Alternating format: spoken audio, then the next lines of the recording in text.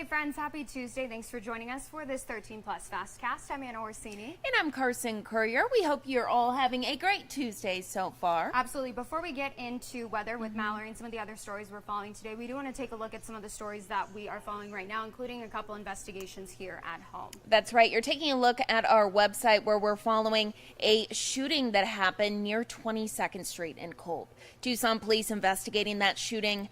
Police say they located a male on scene with gunshot wounds. He was taken to the hospital with serious injuries. Police have not released his name or any information about a possible person of interest there.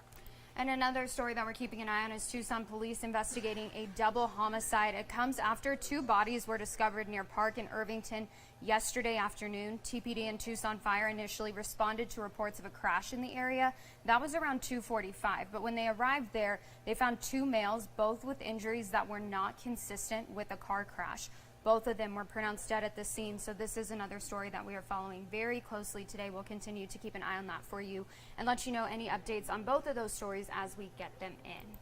And taking a look at your weather today, we have meteorologist Mallory Shell with us for CTV, a second day in a row. And bringing good news weather-wise. I don't think it's, fall conditions. Like, it's not Denver that we're living in. I don't know. This morning we were all joking. Cold. We're cold. Like, what'd you call it? Near Christmas weather or something? Well, I said it's comfortably cool because Andrew keeps saying that it's chilly outside. I will say, usually I don't side with Andrew when it comes to the weather because he can be kind of a baby about it. But it was cool when I walked outside this morning. I didn't have a jacket on, and I was like, crisp. A little crisp. Yeah, a little bit of nice. that taste of fall. And temperatures this morning dropped into the 50s and 60s. Wow. So for Tucson, it was the coolest we've been since late June. And that's thanks due in part to the very dry air we have in place. 67 was that morning low. Our climate normal is 70 for this time of year for our morning low. So we were actually below that. Now, as we track your morning lows for the rest of the week, we're going to have a lot more of those kind of mornings, mid to upper 60s through the weekend. So many more of those cool evenings, cool mornings that you get to enjoy. High temperatures, of course, still on the warm side. We're talking 90s,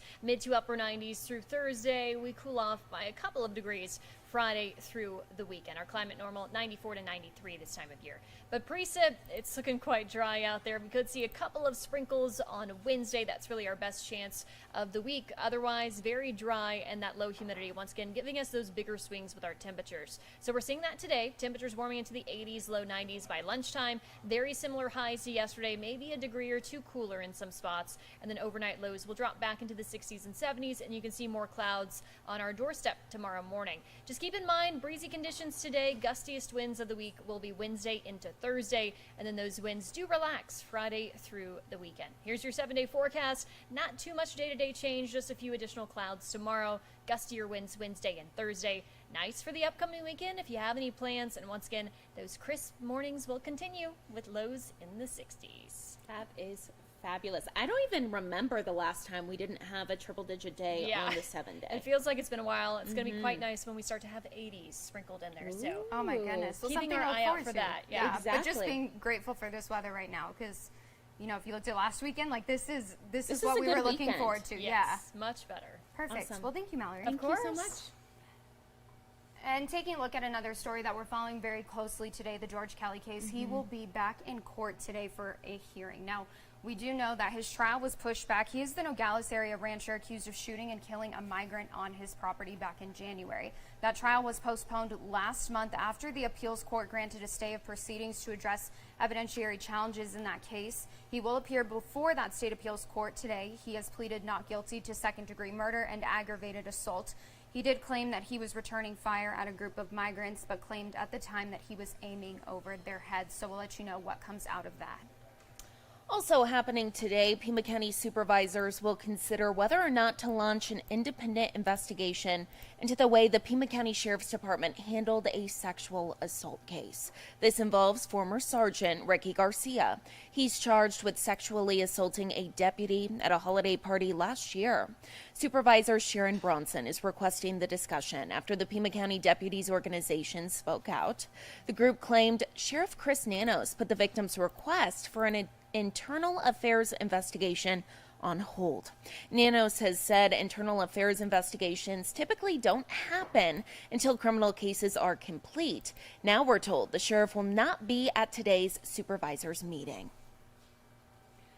And another story, of course, we've been keeping an eye on very closely here at home is the influx of migrants that we've seen recently. And we've heard a lot from local officials and law enforcement about what's contributing to this issue.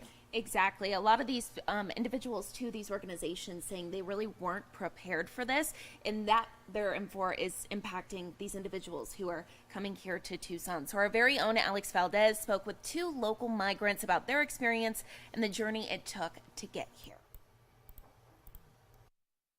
Right now, this parking lot seems quiet, but for the past week during the day, it's been a much different situation. Nogales Mayor Jorge Maldonado tells me hundreds of migrants are being dropped off here in front of the Shell and McDonald's as they wait for transportation to be arranged. And that's exactly what the 2 migrants I spoke with tonight were doing, waiting to reach their next destination.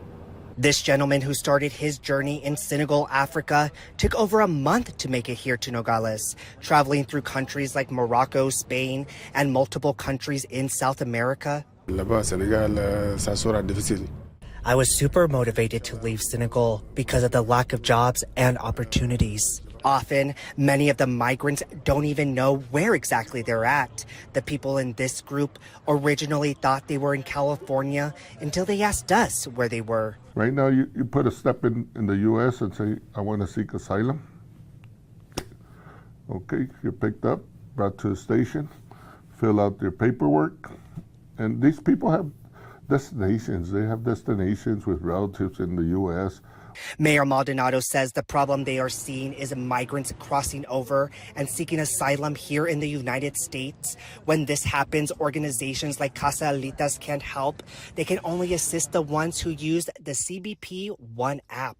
The CBP One app, which is an app to give you your asylum court date and everything, and they get processed by customs. The other ones pretty much are detained illegally, but seek asylum once they step inside the U.S. This is exactly how Angela Trias Guerrero from Venezuela sought asylum, crossing the border, then getting apprehended by Border Patrol agents. Pues verdaderamente tener una mejor. Sincerely, to have a better quality of life and stop having problems with politics groups and authorities in my country. She is now waiting in Nogales to receive money to make it to Wisconsin, where she hopes for a better life. Yes, it has been worth it. Despite all the difficulties, it has been worth it to come to this country. She tells us it took about a month to make the trip through the rough desert terrain, something she says is worth it.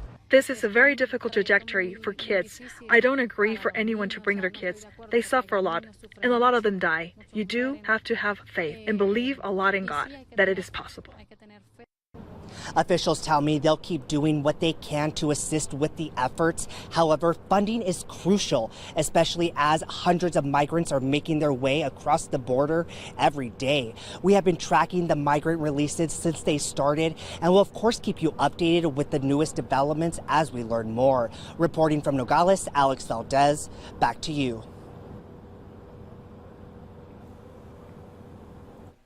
And taking a look at some national news that we're following today, the United Nations General Assembly underway right now in New York, and President Biden did deliver his remarks this morning, urging the world to continue to stand with Ukraine. That annual meeting unfolding under the shadow of the second year of that war underway in Ukraine.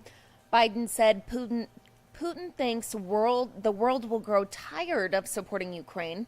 He said UN countries have to prove him wrong and continue to defend freedom. Russia believes that the world will grow weary and allow it to brutalize Ukraine without consequence. But I ask you this: if we abandon the core principles of the United States to appease an aggressor, can any member state in this body feel confident that they are protected?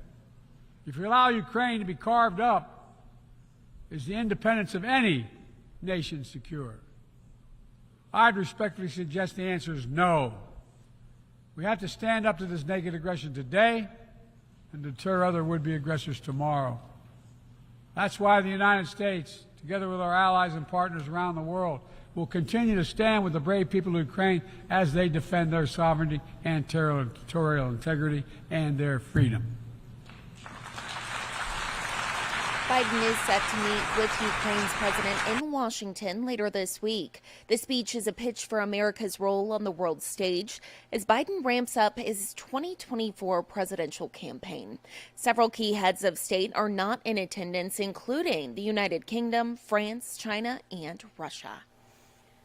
And taking a look today at a very sweet story, because you know that we always have to end these off on a good note, and I cannot think of a better note to end this one off on than this story right here. So we're going to go ahead and play this video now. I encourage you to all head over to our website and watch it for yourself, because it's so sweet. But if you watch the video here, if it goes ahead and loads, maybe, well, hopefully, if not, again, just head on over to our website. Anyways, this story is about a farm owner that has an alpaca named Oliver. Now, she took that Oliver to do something that some of us probably have done before, which is taking the dog through the drive-thru and getting themselves a pup cup. A lot of Starbucks employees very surprised to see the alpaca in the drive-thru just sitting there on her lap, and he's one of 60 alpacas that she has on this farm, a lot of them coming from kind of difficult situations. Oliver actually lost his mom, so she said that he's used to being around people, and look at him, he's like, well, this is my mom now, thanks Mom. And he's just used to being around people, a very social little guy. I love it. I love that they all have collars on and are getting loves and like pets. They're like how dogs. Cute. Honestly, they are like dogs. I know. I'm getting like, their pup cups. Where do I get one? Look at him. So nice. And she said it was really sweet because one of the baristas actually had an alpaca tattoo on her arm. Oh, how perfect. And so, yeah, she got to see one in real. I mean, can you... Wait, are alpacas the animals that spit? I thought that was a llama. I don't know the difference, if I'm going to be honest. But look how cute they are. I wouldn't care. I mean, how mad would you be if he spat on you? Oh, well, it would be funny if you're serving him a pup cup. Look how cute he is. Look at that. And he's just chewing on the shirt. So head over to our website, watch this story in full so you can kind of learn more. Not just about Oliver and how happy the Starbucks employees were to see him, but also about some of their efforts there. Because, again, she has 60 alpacas there on that farm, and it's one of many animals there. You can see all the different animals. Yeah, really taking care of all of them. I know, this is my dream. If I win the lottery, this is what I'm doing. Carson, you can come to my alpaca dog farm. Oh, no. Okay. Well, we all know what Anna's doing with her winnings. With my earnings, yeah. There you go. Taking a live look out at Tucson today and looking at those clear blue skies. Not a cloud in sight, so if you're holding off hope for monsoon, could be over maybe.